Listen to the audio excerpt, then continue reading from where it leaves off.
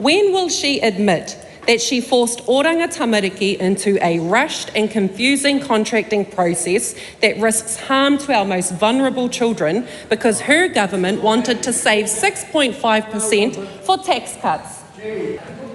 Mr. Speaker, I will not apologise for putting children first, and I will not apologise for not accepting the status quo.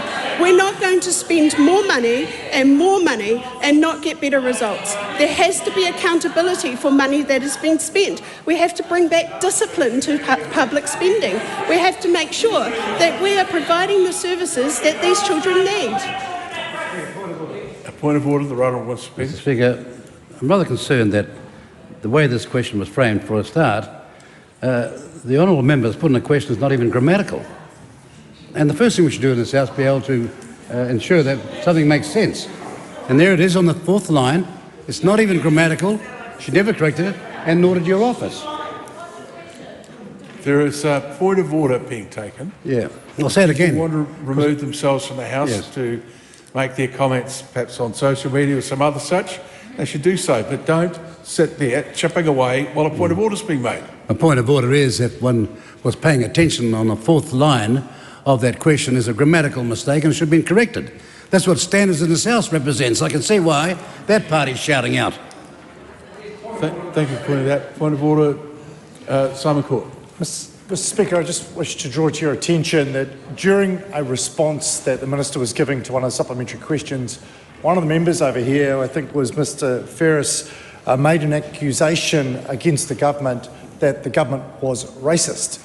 And Mr. Speaker, I'd just like to draw your attention to Standing Order 120, that is an offensive and disorderly word which doesn't just apply to the government or Parliament but to all members.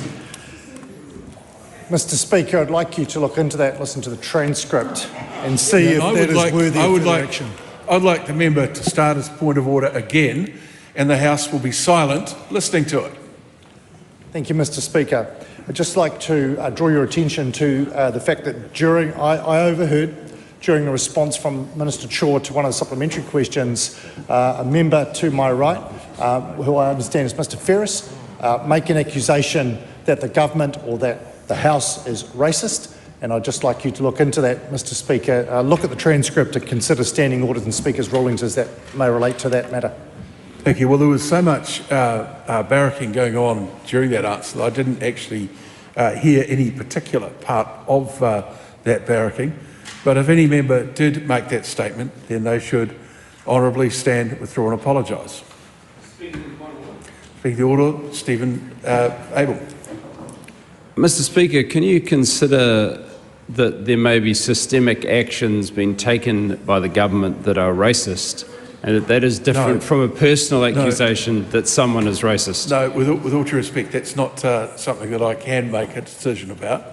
Thank you for your contribution, but it doesn't take away from the fact that if there is a general statement made that members of this House are racist, that is contrary to standing orders.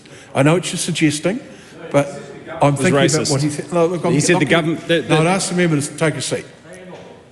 I've asked anybody who made that statement to withdraw and apologise. I'm not naming anybody who might have because I didn't hear it. But what I am going to do is ask the Honourable Karen Chhour to stand and give her answer again in silence. Well, no, she won't be silent, of course, but the rest of the House will be. It's enough. We're all quiet now. The Honourable Karen Chhour. Mr. Speaker, I'm not going to apologise for not accepting the status quo, and I'm not going to keep spending more and more money and allowing the outcomes to be worse. This government needs to get more discipline when it comes to our spending and make sure that there's accountability for contract spending, and I won't apologise for putting the focus on our young people.